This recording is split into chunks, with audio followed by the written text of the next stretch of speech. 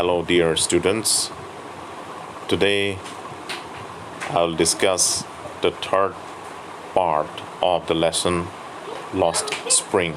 I've already uploaded 2 videos of the lesson. So let's begin the third video. It relates to a boy called Mukesh, and the name of the story is I Want to Drive a Car.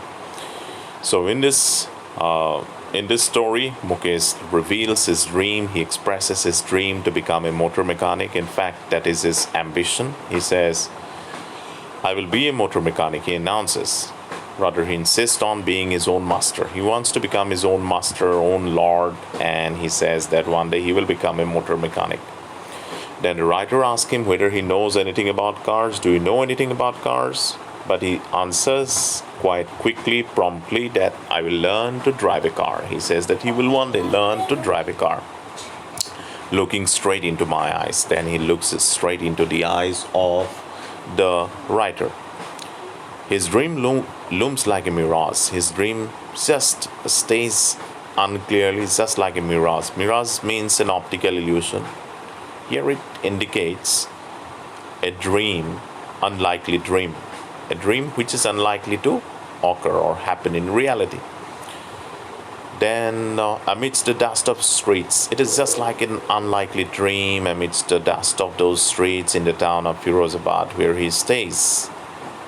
Mukesh stays in Firozabad, famous for its bangles. Firozabad is always famous for its bangles.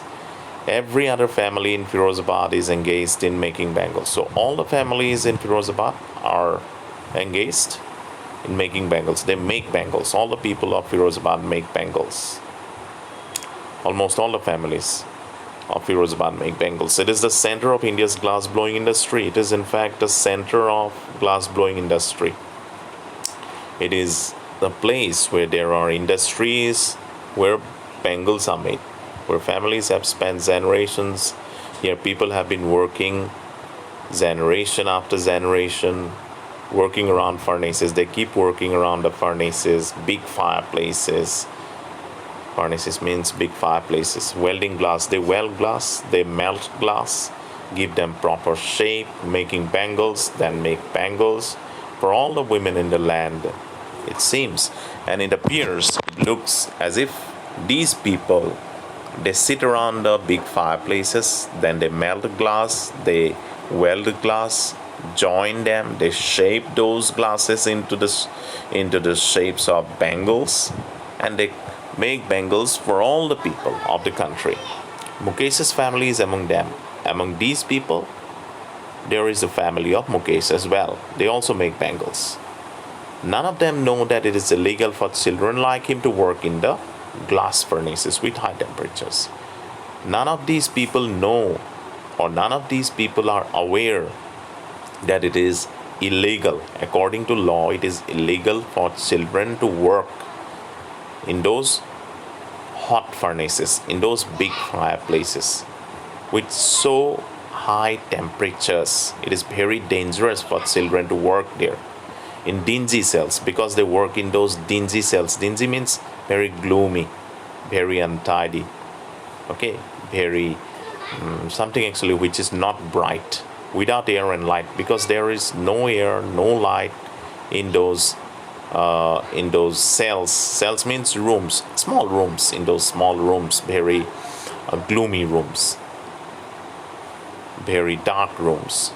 And that the law, if enforced, and if law is enforced here, could get him and all those 20,000 children out of the hot furnaces. And if law is properly enforced there, all those 20,000 children who work there around the hot furnaces, around those fireplaces where they slog their daylight hours. They work hard, they struggle their daylight hours.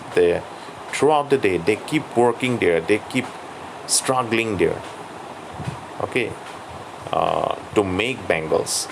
So if law is executed properly, implemented properly, all these children would be put out of their work, often losing the brightness of their eyes, because sometimes some of these children even lose the brightness of their eyes. They lose their eyesight, okay, they are deprived of their eyesight.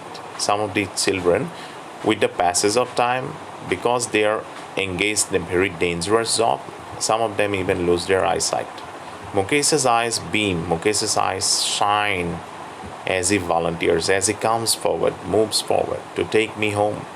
He comes forward to take the author to his house, to his hut, which he proudly says is being rebuilt. He proudly says that his house is being rebuilt, reconstructed. We walk down stinking lanes, then the writer, along with Mukesh, moves towards his house amidst stinking lanes. Through very bad smelling lanes. Stinking means smelling really bad. Okay, smelling bad. Choked with garbage. Because these places are choked with garbage. There are piles of heaps of garbage, heaps of waste material around those narrow streets, narrow roads, narrow lanes, past homes. They go through homes, cross homes that remain hovels, that remain shelters.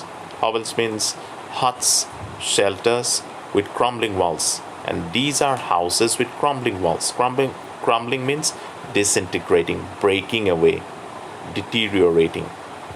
Wobbly doors, doors which are out of shape. No windows. There are no windows in those houses. They move through those such houses, such lanes, dirty places, untidy places, unhygienic places, crowded with families of humans and animals coexisting in primeval state. So these are places where families of both humans as well as animals, they coexist. Coexisting means living together. Human beings as well as animals, they live together in those houses, just like families in primeval state, just like in the ancient times. Primeval means ancient. Okay, primeval state, before civilization, as if it is before the human civilization. So they live in those places. He stops at the door. Mukesh stops right in front of the door of one's house. He stops there in front of one house, bangs a wobbly iron door with his foot. Then he smacks one door there, pushes it open. Then he just pushes it open, keeps it open, opens it. We enter a half-built shack.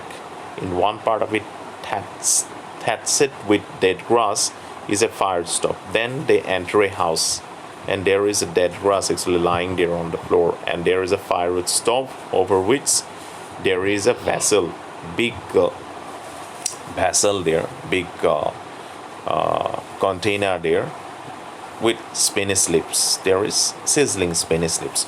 Good smell is coming from the Spanish lips. On the ground, there is a large aluminum platters. There are large aluminum platters of vessels, utensils, are more chopped vegetables. There are chopped vegetables lying there in those utensils. Then a frail means thin, slim, weak, fragile young woman is cooking the evening meal for the whole family. And that slim woman, she's cooking the evening meal for the whole family. Through eyes filled with smoke, she smiles. Her eyes are filled with smoke because she is struggling with firewood, and still she smiles, manages to smile. She is the wife of Mukesh's elder brother. She is actually the wife of Mukesh's elder brother. That is, she is the sister-in-law of Mukesh. Not much older in years. She is not much older. She has begun to command respect as the Bahu, the daughter-in-law of the house. She has become the daughter-in-law of the house, called the Bahu, and she has already got the respect of the whole family, already in charge of 3 men. She takes care of 3 men. She looks after 3 men. Her husband, that is Mukesh's elder brother, Mukesh, and their father as well. When the older man enters, she gently withdraws behind a broken wall and brings a veil closer to her face. And when Mukesh's father, that is the older man in the house, he enters, she goes behind a broken wall and puts the veil. Veil means a kind of face cloth, which is according to the custom demands that the daughters-in-law, they have to cover their faces when they they have to appear before their elders, before the elders of the family. So she goes behind a broken wall and she covers her face with that veil or that face cloth, just like, just according to the custom, according to the tradition. And in that case, the elder is an improvised bangle maker, and in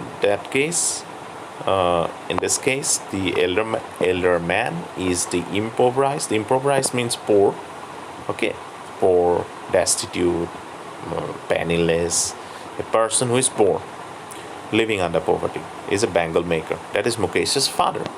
And despite long years of hard labor, he has been working very hard for his life. Throughout his entire life, he has been struggling for survival.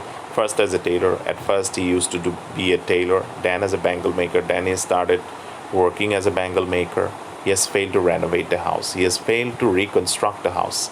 Send his two sons to school. He also didn't manage to send his two sons to school. He was unable to do all these things. He was unable to rebuild the house. He was unable to send his children to school. All he has managed to teach them what he knows, the art of making bangles. He has only managed to teach them what he knows, that is to make bangles, the art of making bangles. It is his karam, his destiny, says Mukesh's grandmother. There is a woman who is Mukesh's grandmother, and she says that it is his karam, it is his destiny, it is his fate, something which is actually already been predestined. Okay, he has been fated or destined to just make bangles. Mukesh's grandmother is there. She tells the writer that it is his karam or destiny, who has watched her own husband go blind with the dust from polishing the glass of bangles. Her own husband, that is Mukesh's grandfather, went blind. He became blind because the small particles of glass, small fragments of glass got into his eyes while he was working in that process of making bangles. So, in fact, his eyes went blind. He became blind by just making bangles. So, this is Mukesh's grandmother says that it is his karam or his destiny that he has to just make bangles. Can a God-given lineage ever be broken? She implies. She says that can we just violate something which has been destined for us by God Himself? Born in the caste of bangle makers, they have seen nothing but bangles. They have seen nothing else but only bangles. In the yard, in every house, every other yard, every street in Firozabad, everywhere they have only seen bangles. Spirits of bangles, sunny gold, paddy green, royal blue, pink, purple, every color born out of 7 colors of the rainbow, line mounds in unkempt yards. So they have seen only bangles, bangles, and bangles. Bangles of all the colors of sunny gold, or green, blue, pink, purple, every color of the rainbow. They have only seen bangles, nothing else.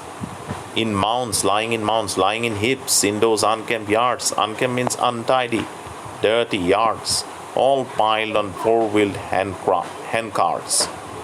All are piled there, kept in heaps in those hand carts. Pushed by young men. This is pushed by young men along the narrow lanes. They just push these things in the narrow lanes, narrow streets, with shanty towns, in dark hutments, in small, dark, gloomy hutments, small huts, next to lines of flames of flickering oil lamps. They keep on working in those dirty, unhygienic, gloomy rooms, small rooms with flickering oil lamps. They work around those oil lamps are there. Oil lamps.